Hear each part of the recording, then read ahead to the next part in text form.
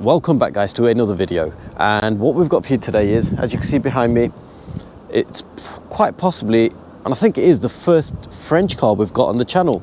And what a car it is as well, actually, because as most of you are probably aware, they do make a very good performance hot hatch car, and this is the Megane RS250. So it's a 2010 car. It doesn't have the cup chassis or nothing on it, but we'll go through that a bit later on in the video.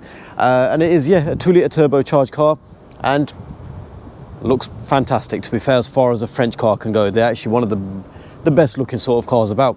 So, as in the Megane RS is one of the best looking French cars about from the era, should I say. But yeah, I hope you enjoyed the video, guys. Subscribe to our YouTube channel, Performance Lifestyles. Check us out on Instagram, Performance_Lifestyles, and we're on Facebook as well, Performance Lifestyles. And if you'd like your car featured, drop us an email, pflifestyle@hotmail.com, and we will be more than happy to accommodate. But I hope you enjoyed the video for today, guys. It is a French hot hatch, and it is the RS250, so check it out. So there it is. 2010 RS250 Megane, and what I'll do is I'll go around the bodywork just around the actual exterior of the car, should I say. The front bumper's quite an aggressive looking bumper as far as the Meganes can go, to be fair. It's got all this black stuff on it, grey bumper. The DRLs are at the bottom there, a bit of condensation in there, which is quite a common thing. Yeah, and this little plastic splitter thing at the bottom. I think it looks quite nice, to be fair, with all the vents and the grills and the stuff like that, and the way all of this stuff is over here. And then obviously you got the RS badge, and intercooler, oil cooler, and all the rest of it behind there. And then obviously you got the big Renault badge there with the, as mentioned, the RS thing there. Yeah, and this fake little line here, it is actually just a mould of the bumper. It's nothing external. So onto the wheels, it's got these 19-inch wheels which hide the silver Brembo calipers, 4-pot calipers. I believe they are very similar looking to most 4-pot calipers that you get on a lot of other cars. So I don't see them being any different for this car. They are actually quite a decent size, and obviously a decent sized brake disc behind there as well. So, and then you got all this, the actual plastic mold, which kind of like goes on from this line over here on the bumper, carries on, but that is an actual arch trim just as well as this. And this is, I've just noticed the alarm going off on the car. So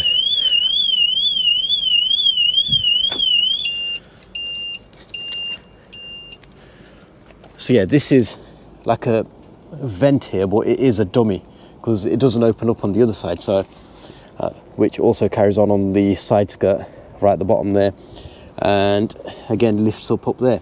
But these do have these little things on the doors and the rear quarter, so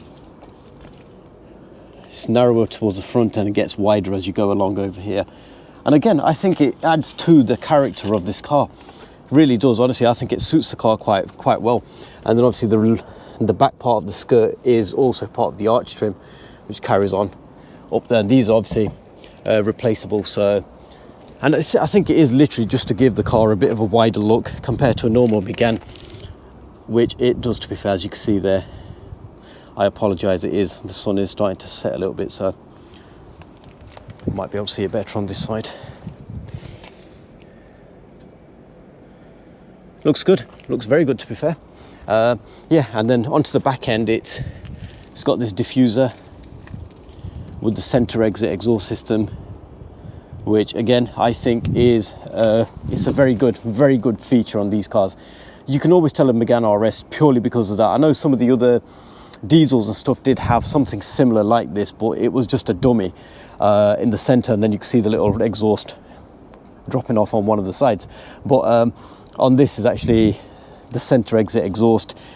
The back box doesn't actually look very appealing when you actually notice it, because it is a very stubby tail on it, but yeah, overall it looks quite nice. And then it's obviously got the parking sensors here, there, on that side, and then yeah, some reflectors and fog lights. Rear lights, again, quite a nice looking thing, especially from the era it's from. And just in case the person behind you doesn't know, it is one of the Renault Sport cars. And you also get this spoiler, which has got these little fins on it. Now, I'm not 100% sure as to what they're there for, but I'm guessing it's something to do with aerodynamics, and it does actually look quite decent. So onto the inside. The first thing you get introduced with is this Renault Sport kick plate sill cover thing, and with this being, I believe it's a Lux. Don't quote me on that. I think it is a Lux. It's got the heated leather, electric seats with the bolster control, and it's got the RS logo on it, which I think is a very good touch. It's a very, very good touch. It kind of like sits well with the rest of the car. And what I absolutely love about these is the yellow seat belts. I don't know, I've got this thing about these coloured seat belts on cars, and yeah, these do actually pull it off quite nicely. And then you get the standard dials in the middle here. You get the speedometer, rev counter, fuel gauge with a little display up there, and obviously you get the yellow rev counter on these, which again I think looks very good. It looks extremely well, to be fair, with the temperature gauge at the bottom, and then you get your gear change indicators on the side, on the right hand side there. It does rev to 6,000 RPM according to that, which yeah, is quite good. 6-speed manual gearbox, which is what Renault's, I think all of them are a manual car. And as everybody knows, a proper driver's car is a manual car. More so, especially so, should I say, from the era this car's from. You know, this is 13 years old. It's actually a nice car to drive. It's a Megane. Yeah, and it's a performance car. I wouldn't say it's the fastest car out of the box, and they weren't really comparable to, you know, you get your Scoobies and stuff like that, your Impreza STIs and Evos and stuff. A lot of people said, you know, the hatchback Scoobies and these, but no, I think a Scooby would run circles around this thing. But as far as a front wheel drive production car goes from 2010, I don't think there was anything touching it. And I believe these did set records on the Nürburgring, not specifically a non-cup car, but the cup cars actually did set records, and I believe they're still doing it to this day. The Civic Type Rs were beaten. I think the latest, well, the FK8 was beaten by a Renault Megane RS. Do correct me on that if I'm wrong, but I do believe the Civic was beaten by a Megane RS. So yeah, they're quite good. And this one also has carbon fibre trim here with the yellow pinstripe. And just in case your passenger forgets as well about what car it is, it's a Renault Sport. And again, the adjustable bolsters on the actual seats, which again look quite well. Yeah, and they're a 4-seater car, so you get your 2 yellow seat belts in the back as well. I apologise again, like I said, for the sun. It's beaming down, absolutely beaming down. And then the standard steering wheel, nice size, nice thickness, even though this one has been retrimmed in Alcantara with a yellow centre line over here at the top. And then you get your parking sensor buttons there, your traction control, your light, and that's the light adjuster, so your brightness, and then that's the height adjuster on the lights. And then obviously you get your 3 pedals and the rest, because it's a manual. Yeah, and then you get obviously, the other thing you do get on this car, this actual model, this actual specific car, is a RS monitor, which I believe will only run when the car's running, so I'll show you that in a short while. And they are keyless, push button start. You got your stereo system here, all your climate control stuff over here, and a red hazard button, which is completely standard as well. Black headlining, black foot sort of stuff, Renault Sport mats. Again, it's actually a very nice, tidy sort of car, this thing. And then you do get some storage facility as well in the floor, in the footwell, so you can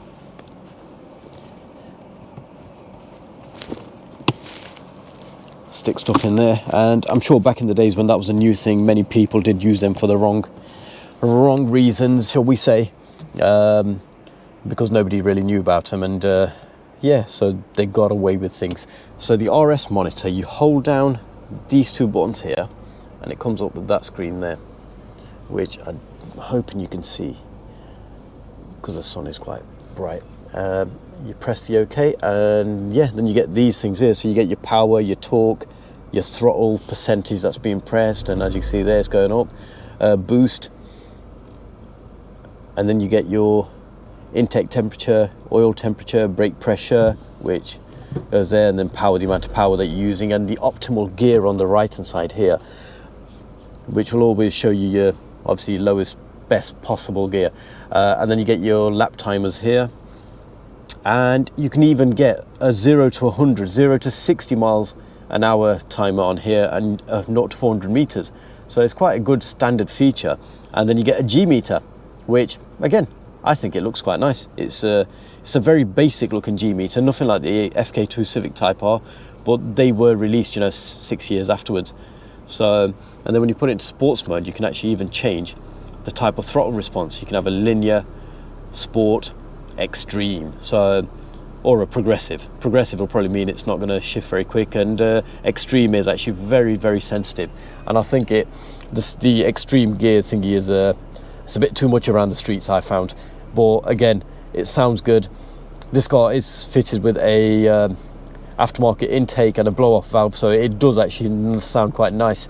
A standard car, I can only imagine, would have been completely and utterly basic and bland and a bit yeah, I just don't think they sound very nice. So yeah, we'll go for a quick little drive and then we'll conclude the video. So like I say, guys, I hope you enjoyed the video. Subscribe to our YouTube channel, Performance Lifestyles. Check us out on Instagram, performance_lifestyles, and we are on Facebook as well, Performance Lifestyles. And if you'd like your car featured, PFLIFESTYLE@hotmail.com, and we will be more than happy to accommodate. Really would. And obviously, if you like the video, click on the like button, share the video, help us grow. We are getting there. I think we've done a lot better than what I thought it would have done. So alhamdulillah, we're getting there. So yeah, what we'll do is we'll catch you on the drive. So onto the drive of this Megane RS250. I think they're not the easiest cars to drive when you just pottering around. Don't get me wrong, it's not rocket science, but it's not as comfortable, as smooth, or even a Peugeot, for example, a 308 diesel or something drives quite nice. A Ford Focus drives quite nice, but these in standard, I don't know what it is. I think the seats seem a bit bulky and a bit higher, but I suppose that could just be my driving position. And I'm completely barking up the wrong tree here, and I've just pulled out in front of a car. Great.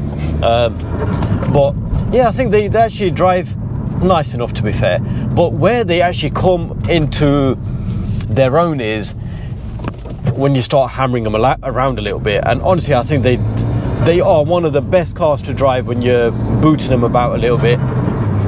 Like I said, it's not the fastest car out there, but it feels well planted. It feels like it's going. A lot of cars don't feel very quick, or just don't feel very planted. They don't give you that sense of confidence. But these are actually quite a nice car, to be fair. And like I said, I'm not a big Megane RS fan. I drove an R26 probably 10-12 years ago. Clio Sports I've driven, and yeah, they're quite good. But as far as the Megane sports cars go, this is probably the second one I've driven. And yeah, when you're giving it a little bit, it's actually a nice experience. It's actually quite a nice experience. I think I was just expecting a bit too much from a hot hatch, wanting it to drive like a normal car because it's a Megane. But I can only imagine what these are like when they're souped up a bit, remapped, and 350, 60, 70, whatever horsepower you can get them to. I can imagine they're quite a bit of a handful. And the Cup chassis cars, actually, with the 250 Cup, you get a slightly firmer suspension. I believe you get the option of the Recaro bucket seats. Apologies, it's very bright.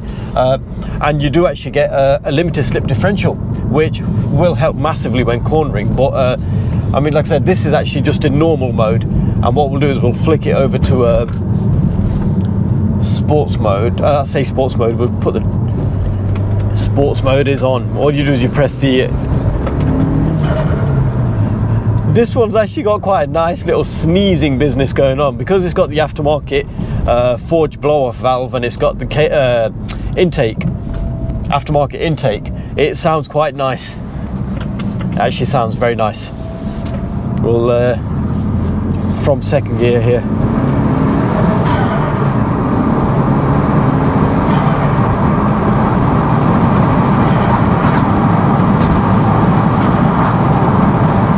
For a completely standard car in the power department, I think it's actually, it goes quite nicely.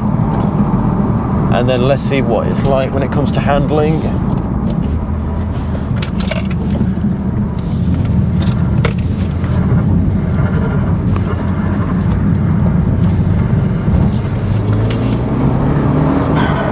The G meter was going all over the show, but I'm actually quite liking this. It's the first time I've actually driven this car a little bit heavy. And I know some of you won't even call this heavy, but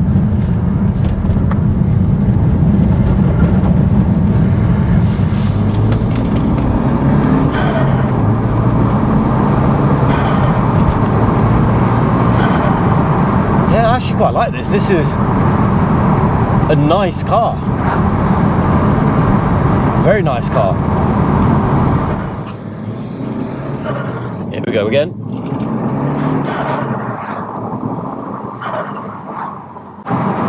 I'm actually finding this quite impressive. Even more so than I'd expected. The only downside, there's too many flipping potholes around here. It's like,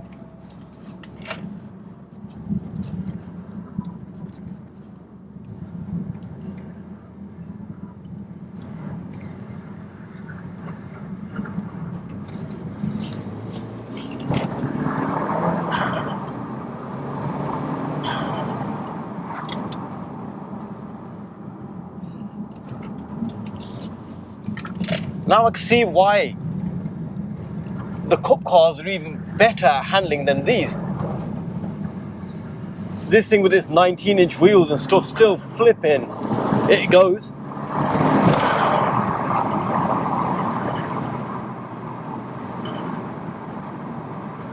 Very nice, actually. Very nice. I'd definitely consider one because these are a bit on the cheaper end of the scale as far as the hot hatch goes. So I definitely would not write one of these off. It's or out of the equation when you're looking for a hot hatch, because they still do drive nice. They do what they're supposed to do, really.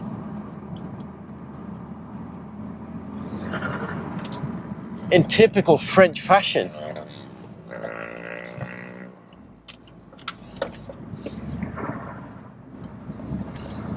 Alright, I think I am going to have to conclude the video for now. It's getting a bit late, and to be fair, I've just realised what time it is and I've got things to do. So yeah, I hope you enjoyed the video, guys. Subscribe to our YouTube channel, Performance Lifestyles. Check us out on Instagram, Performance_Lifestyles, and we're on Facebook as well, Performance Lifestyles. And there's a nice E63 doing some, yeah, we'll not say what you just did, but yeah, very nice E63 13 plate. So if that's yours, let us know. In Burton-on-Trent. So yeah, I hope you enjoyed the video, guys. Subscribe to our channel, check us out on our social media accounts, and if you'd like your car featured, drop us an email, pflifestyle@hotmail.com. I can't even remember if I said that just 20 seconds ago, but yeah, I'll say it again. And please do click on that thumbs up button. It does help with figures, stats, helps us spread our channel, get more views, and yeah, thank you very much again. And as per usual, guys, stay safe, and we will catch you on the very next video.